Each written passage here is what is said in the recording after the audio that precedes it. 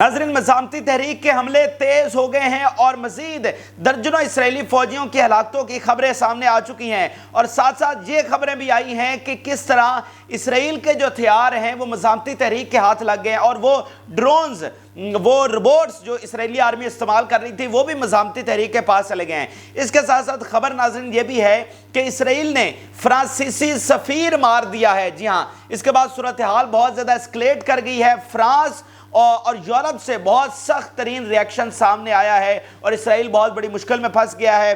वो क्या बात हुई है वो आपके साथ शेयर करेंगे। और इसके साथ साथ नाज़रीन एक खबर ये भी सामने आई है कि इसराइल ने कोई फ़लस्तीन की कोई टनल पकड़ ली है और उसको वो बड़ा ववेला कर रहे हैं और फतह के तौर पर दिखा रहे हैं कि उन्होंने बड़ी कामयाबी हासिल की है। तो आपको बताएंगे कि क्या वाकईतन वो कामयाबी है, उस टनल का क्या मामला है, क्योंकि उस पर बड़ा उन्होंने शोर मचाया हुआ है। तो इंटरनेशनल मीडिया ने उनका भांडा किस तरह से फोड़ा है वो भी आपको बताएंगे। तो जिन लोगों ने चैनल को सब्सक्राइब नहीं किया वो चैनल को जरूर सब्सक्राइब कर लें ताकि हर आने वाली वीडियो आप तक पहुंच सके। नाज़रीन, सबसे पहले आपको टनल के हवाले से अपडेट कर देते हैं क्योंकि इस वक्त हर तरफ इसी टनल को डिस्कस किया जा रहा है और लोग भी नीचे हमसे कमेंट सेक्शन में पूछ रहे हैं कि भाई वाकईतन ये कोई फतह हुई है, ये कोई मज़ामती तहरीक को नुकसान हुआ है, इस टनल का मामला क्या है। तो नाज़रीन पहले आप देखेंगे ये टनल पकड़ी कहां पर गई है और इसकी कितनी लंबाई है। इस टनल को इरीज पर डिस्कवर किया गया है और ये इरीज जो है वो बिल्कुल बॉर्डर के साथ है, यानी गजा के बॉर्डर पर है ये। और इस टनल की लंबाई जो है वो 4 किलोमीटर है और ज़मीन से 50 मीटर ये नीचे है और उसकी तस्वीर में देखा जा सकता है कि वो कितनी शानदार है। उसमें सैनिटेशन का निज़ाम है, कम्युनिकेशन का है, इलेक्ट्रिसिटी वहाँ पर मौजूद है, आप ट्रांसपोर्ट का निज़ाम उसमें मौजूद है कि आप बड़ी गाड़ी भी उसमें लेकर जा सकते हैं। रेलवे का निज़ाम उन्होंने अलग से उसमें बनाया हुआ है, ठीक है। तो वो बहुत बड़ी टनल है। अब अगला सवाल जो आपके ज़हनों में है कि भाई इसका नुकसान है हुआ है, कोई फतह इसराइल को मिली है, ये क्या मामला है। नाज़रीन, दरअसल मामला यह है कि ये एक ऑफेंसिव टनल थी। ऑफेंसिव से मुराद होता है कि आप जारहाना आकर आप हमले के लिए जो चीज़ें इस्तेमाल की जाती हैं अटैक करने के लिए, यानी एक तो होता है ना कि आपने अपना दिफा करना है, ये वो नहीं है, ये है ऑफेंसिव टनल, ठीक है, जिसके ज़रिए उन्होंने जाकर इसराइल पर हमले किए हैं। तो इसका एक्सपर्ट के मुताबिक कोई मसला नहीं है, कोई इसका कंसर्न नहीं है, कोई इसका इम्पैक्ट नहीं है, क्योंकि इस तरह की जो टनल्स हैं जो अटैक के लिए इस्तेमाल की जाती हैं ये एनिमी लाइन से पीछे जाकर, यानी इसराइली फौज जब आगे बढ़ रही थी तो जो ही उन्होंने इस लाइन से उन्होंने क्रॉस किया, यानी इरीज बॉर्डर, वो अंदर दाखिल हुए तो मज़ामती तहरीक पीछे से निकलकर उसने आकर इन पर हमले किए। और इस पूरी वॉर में जो कि 2.5 महीने इसको हो चुके हैं, इसमें सिर्फ 2 से 3 मरतबा ये टनल इस्तेमाल की गई है और इसको जंग के शुरू वाले दिनों में ही इस्तेमाल किया गया था।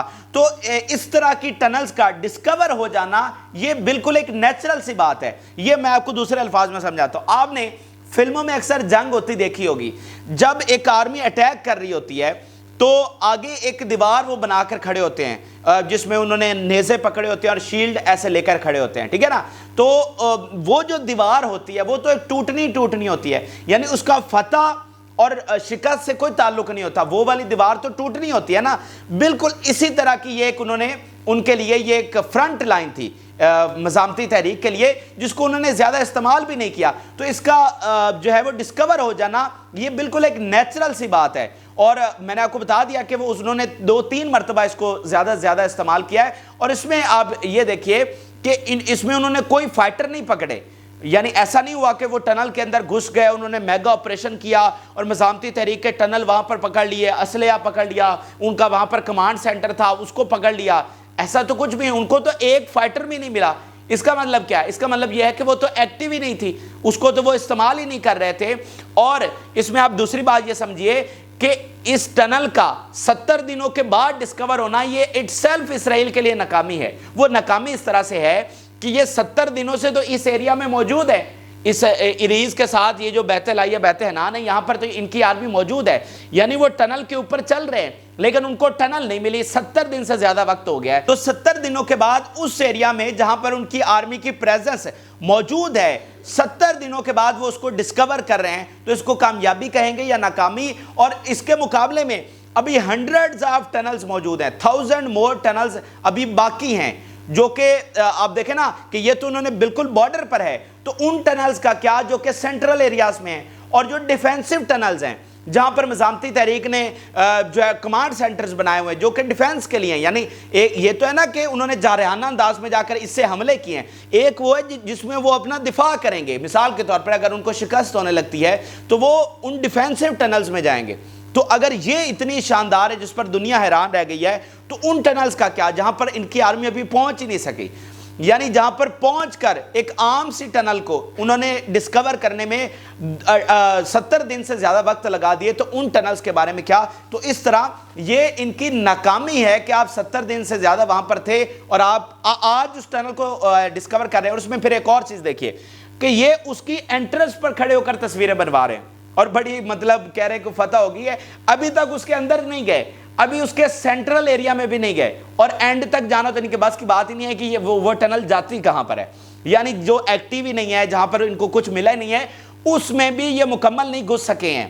ٹھیک ہے, اینڈ تک جا کر نہیں دیکھ سکیں گے کہ اس کے آخر میں کیا چیز ہے. تو اس طرح اس ٹنل کا سامنے آ جانا الٹا مزاحمتی تحریک کو اس کا فائدہ ہوا ہے, کیونکہ مزاحمتی تحریک کی جو ہیبت ہے, جو ان کی جنگی صلاحیتیں وہ کھل کر سامنے آئی ہیں کہ بھائی اگر یہ والی ٹنل اتنی شاندار ہے, اس میں کمیونیکیشن کا نظام ہے, ٹرانسپورٹیشن کا نظام ہے, اپنی بجلی ہے, اور اتنی وہ ایسا جیسے نیچے کوئی شہر بسایا ہو, تو آگے والی ٹنل کتنی شاندار ہوں گی. اس کا مطلب وہ بھرپور طریقے سے یہ جنگ لڑیں گے اور پوری طرح سے ان کے پاؤں جمے ہوئے ہیں اور پوری طرح سے انہوں نے غزہ پر کنٹرول حاصل کیا ہوا ہے. یعنی ان کے کمانڈ سینٹر, ان کا تمام جو جنگی نظام جو وہ چلا رہے ہیں وہ پوری طرح سے قائم ہے. ٹھیک ہے, اور اس طرح اس ٹنل نے ایک یہ بھی چیز ثابت کی ہے کہ چاہے اس میں آپ پانی چھوڑ دیں, چاہے اس میں جانور چھوڑ دیں, چاہے اس میں روبوٹ چھوڑ دیں, چاہے یہ خود چلے جائیں, ان کو یہ ٹنل کا یہ حل نہیں نکال سکیں گے. یہ بھی اس میں ایک اور بڑی چیز سامنے آئی ہے. اچھا, اس کے ساتھ ساتھ ایک اور ناظرین بڑی چیز چل پڑی ہے اور بڑی دلچسپ چیز ہے. وہ کیا ہے؟ وہ یہ ہے کہ ان ٹنلز کو بنایا کس نے ہے. اب یہ پوری دنیا میں یہ ایک ڈیبیٹ چل پڑی ہے کہ بھائی اتنی شاندار ٹنلز, ان کو بنانے والے کون ہیں. اور اگر اسرائیل ان تک پہنچ جاتا ہے کہ جنہوں نے اس کو بنایا ہے, تو پھر اسرائیل کو یہ پتہ چل سکتا ہے کہ بھائی کہاں کہاں پر یہ ٹنلز ہیں, کیونکہ ان ٹنلز کے بارے میں دنیا میں کوئی شخص نہیں جانتا. کوئی اسرائیلی آرمی, امریکن آرمی, برطانوی آرمی, کوئی نہیں جانتا کہ ان ٹنلز کہاں پر کھلتی ہیں, ان کے اصلی جو سٹرکچر ہے وہ کیا ہے. کوئی ان ٹنلز تک نہیں گیا ہے, لیکن انجینئرز تو گئے ہیں جنہوں نے وہ ٹنلز بنائی ہیں. تو اب یہ بات سامنے آئی ہے کہ اسرائیل نے اس پر بڑی انویسٹمنٹ کر رکھی ہے. مطلب وہ بہت ٹائم سے ان ٹنلز کے جو انجینئرز ہیں ان کو پکڑنے کے لیے کوششیں کر رہا ہے, لیکن وہ اس میں ناکام رہا ہے. اور اس میں ایک اور چیز بھی سامنے آئی ہے کہ جنگ شروع ہونے کے بعد ایک انجینئر موجود تھا جس کا ان ٹنلز کے ساتھ تعلق تھا, اس نے ان کو بنایا تھا. تو اس کو پکڑنے کے لیے موساد نے ایک اسپیشل آپریشن یہاں پر کیا, لیکن اس میں کیا ہوا, جو ٹرکش انٹیلیجنس ہے ناظرین, اس نے اس انجینئر کو نکال لیا اور پتہ نہیں کہاں پر لے گئے. یعنی انہوں نے, ٹرکش انٹیلیجنس نے موساد سے اس انجینئر کو بچایا, تو وہ مشن جو ہے وہ بھی ان کا ناکام ہو گیا. تو اس طرح یہ ان کے لیے مسلسل درد سر بنے ہوئے, اور الٹا اس ٹنل کو ڈسکور کر کے ان کی مزید ہزیمت ہو رہی ہے, مزید شرمندگی ہو رہی ہے کہ یہ تمہاری آرمی ہے جو 70 دنوں کے بعد ہمیں یہ فتح دکھا رہے ہو کہ یہ دیکھو ہم نے بارڈر پہ یہ ٹنل پکڑ لیا ہے. اب میں انٹرنیشنل میڈیا کا بیان آپ کے سامنے رکھتا ہوں تاکہ آپ کو کوئی شک و شبہ نہ رہے کہ وہ کیا کہہ رہے ہیں. دنیا کے جو 3 بڑے ادارے ہیں ان کا بیان آپ کے سامنے رکھتا ہوں. وال اسٹریٹ جرنل یہ کیا کہہ رہا ہے, Israel knows nothing about Hamas tunnels so how will he defeat it. Wall Street Journal کہہ رہا ہے کہ ان کو ککھ نہیں پتا مزاحمتی تحریک کے ٹنلز کا, انہوں نے ان کو کیا شکست دینی ہے. ان کا اپنا اخبار کیا کہہ رہا ہے, اسرائیل کا اپنا اخبار, destroying Hamas soon will be an illusion and divorced from reality. Hamas has proven to be an endless army and its leadership controls the management of its bridges. ان کا اپنا اخبار کہہ رہا ہے کہ یہ جو ہمیں چیزیں آ کر بتاتے ہیں نا, یہ ڈائیورس فرام ریالٹی ہے, کہ اس کا حقیقت سے کوئی تعلق نہیں ہے. ٹائم میگزین دنیا کا بہت بڑا ادارہ ہے, وہ کیا کہہ رہا ہے, the reason the Europeans called for a ceasefire is that eliminating Hamas ideology is impossible.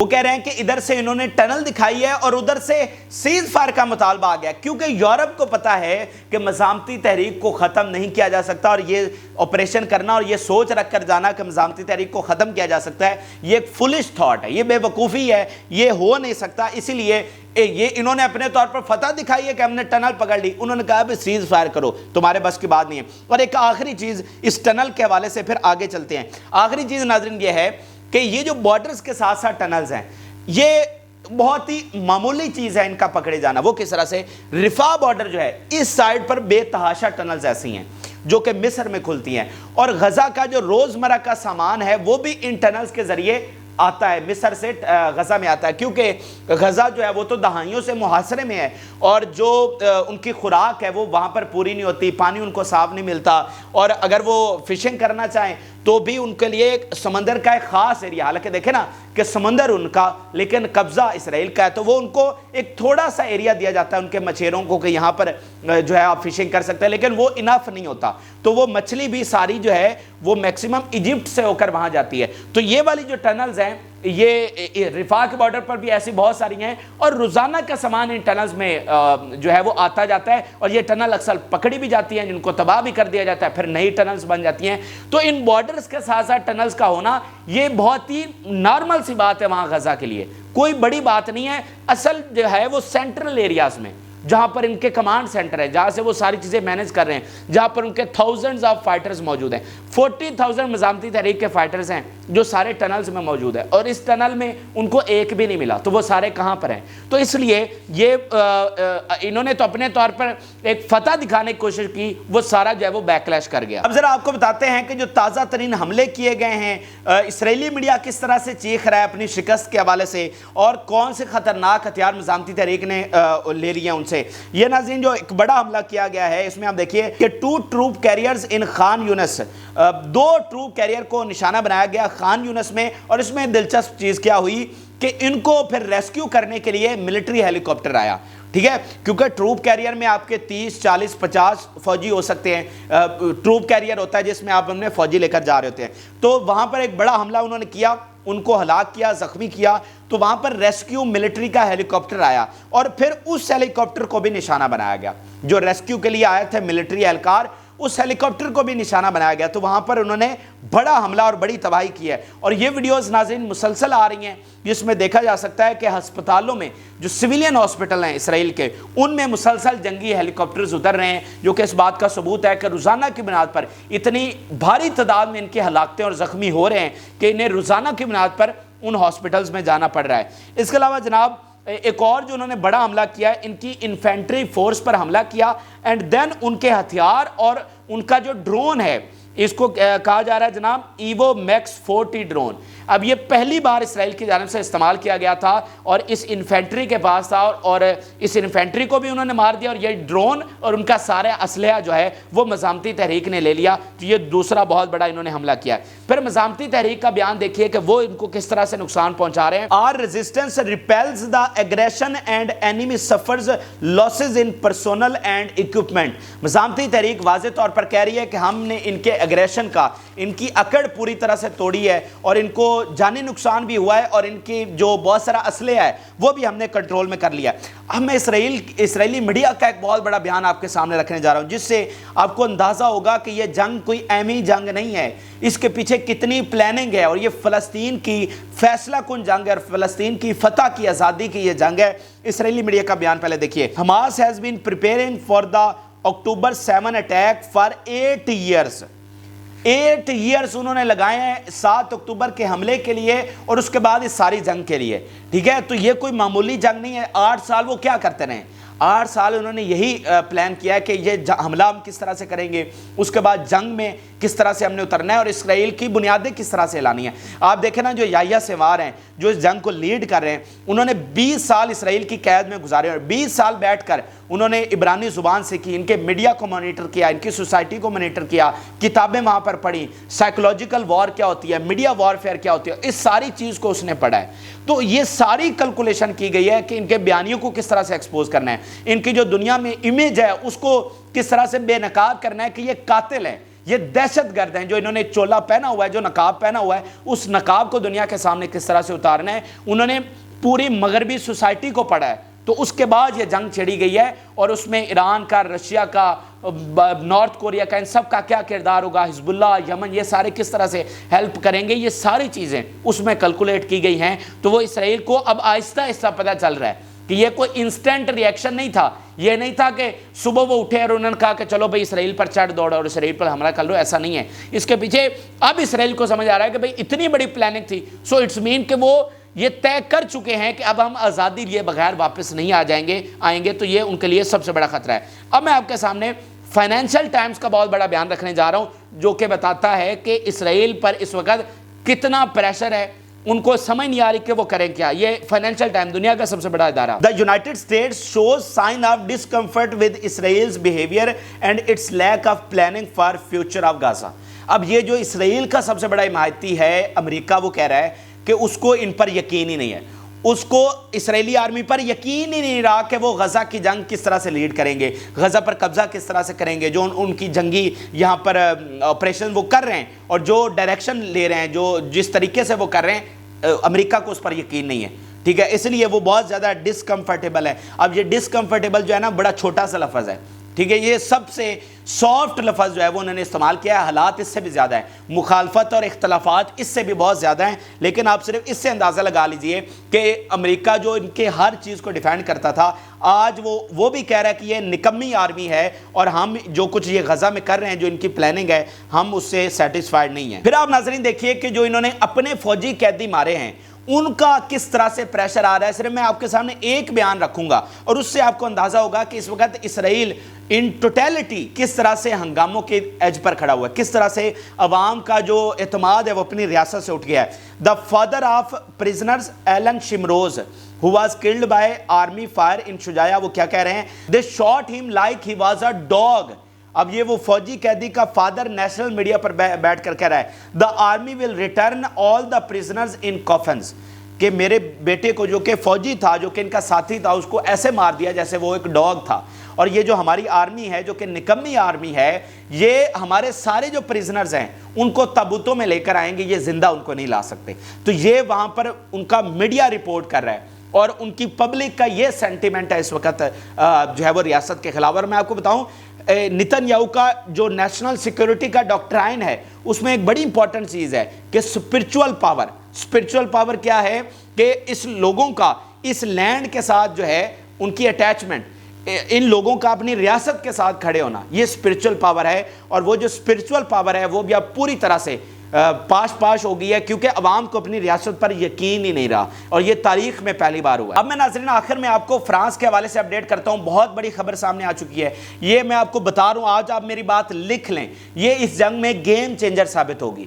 کیونکہ مسئلہ یہ ہوتا ہے کہ جب جنگ آپ کے دروازوں پر جاتی ہے نا، یعنی آپ بیٹھ کر تالیاں بجا رہے ہیں کہ ٹھیک ہو رہا ہے، بہت اچھا ہو رہا ہے، لیکن جب وہی راکٹ اور جنگ آپ کے دروازے پر آتی ہے نا، دین آپ کو احساس ہوتا ہے۔ تو اب یہ جو جنگ ہے نا، یہ یورپ کے دروازے تک پہنچ گئی ہے، تو اب وہ اس کو اسرائیل کی حمایت نہیں کر سکتے، اب ان کو فلسطین کے ساتھ جانا ہی جانا ہے۔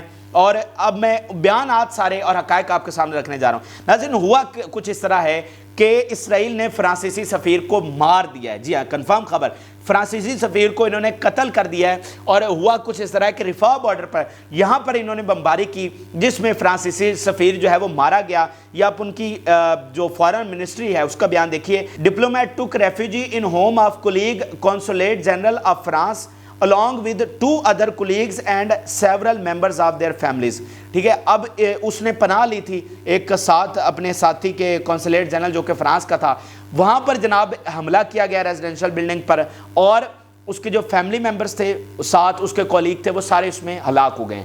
تو یہ بہت بڑا سیٹ بیک ہے فرانس کے لیے، اور اس کے بعد بہت سخت ریاکشن فرانس کا آیا ہے، پورے یورپ کا بہت سخت ریاکشن آیا ہے۔ اور آپ دیکھیں کہ وہاں پر عوام تو پہلے سے اسرائیل کے خلاف ہے، جو امریکہ سے سروے آیا ہے کہ 51% امریکنز کہتے ہیں کہ اسرائیل کو ختم ہو جانا چاہیے، اور ٹوٹل آلموسٹ 80% کہہ رہے ہیں کہ فلسطین کو آزاد ہونا چاہیے۔ ٹھیک ہے، اتنی زیادہ مخالفت بڑھ چکی ہے، اور یہی حال جو ہے وہ یورپ کا ہے۔ تو عوام کا جو پہلے سے ہی غصہ بہت ہائی پر تھا، اس کے بعد وہاں پر مظاہرے اور بڑھ گئے ہیں۔ او بھائی تم کس طرح کے لوگ ہو؟ وہ اپنی حکومتوں کو کہہ رہے ہیں کہ اسرائیل کے پیچھے تم اپنے بندے مروا رہے ہو۔ یار یہ کوئی چھوٹی بات ہے کہ انہوں نے فرانس کا سفیر مار دیا ہے اور ان کی فیملی ممبر ساتھ مارے گئے۔ تو بہت سخت ریاکشن جو ہے اس وقت آ رہا ہے فرانس سے اور یورپ سے، اور اس کا نتیجہ یہ ہوا ہے کہ فرانس کی وزیر خارجہ فی الفور جو ہے وہ اسرائیل میں پہنچی، اور اس وقت وہ اسرائیل میں موجود ہیں۔ اور یہ اس جنگ میں پہلی بار ہوا ہے کہ ان کی وزیر خارجہ نے وہاں پر کھڑے ہو کر کہا ہے کہ ceasefire, full for ceasefire, اور ہمیں اس بمباری کا جواب دیا جائے۔ یہ میں آپ کو بتا رہا ہوں کہ 70 دنوں سے زیادہ کی یہ جنگ ہے، اس میں کسی اتنے بڑے ملک نے، یعنی چھوٹے نے بھی نہیں کہا، اور فرانس جیسے جو کہ ان کا مین اتحادی ہے، 3 ہی تو بڑے ملک ہیں، فرانس، برطانیہ اور امریکہ، یہ تین تو بڑے ملک ہیں۔ تو فرانس کی وزیر خارجہ تل اویو میں کھڑے ہو کر کہہ رہی ہے کہ سیز فائر اور ہمیں اس بمباری کا جواب دیا جائے، اور پوری طرح سے انہوں نے کنڈیم کیا کہ جو ریزیڈنشل بلڈنگز پر حملے ہو رہے ہیں۔ اب دیکھیں نا، یہ کوئی چھوٹی بات ہے، یعنی اسرائیل تو پوری دنیا میں یہ بیانیہ بنانے کی کوشش کر رہا ہے کہ ہم جس بلڈنگ پر حملہ کرتے ہیں وہاں پر دہشت گرد ہوتے ہیں، اور فرانس یہ کہہ رہا ہے تل اویو میں کھڑے ہو کر کہ نہیں، تم نے سویلینز کو مارا ہے۔ یہ کوئی معمولی چیز نہیں ہے، اور اس کا بہت سخت ریئیکشن اب وہاں سے آ رہا ہے۔ وہاں پر جو ہے وہ مخالفت بہت بڑھ گئی ہے، لوگوں نے اسلحہ کمپنیز کا گھراؤ شروع کر دیا ہے کہ ان کو کوئی اسلحہ نہیں جانا چاہیے، کوئی امداد یہاں سے نہیں جانا چاہیے۔ تو یہ جو کام ہو گیا نا ناظرین، آپ دیکھیں گے کہ اس کا بہت بھاری خمیازہ جو ہے اسرائیل کو بھگتنا پڑے گا۔ تو یہ ناظرین اہم ترین حقائق تھے، تازہ ترین تفصیلات جو کہ آپ کے ساتھ شیئر کی۔ جن لوگوں نے چینل کو سبسکرائب نہیں کیا وہ چینل کو ضرور سبسکرائب کر لیں تاکہ ہر آنے والی ویڈیو آپ تک پہنچ سکے۔ اجازت اللہ۔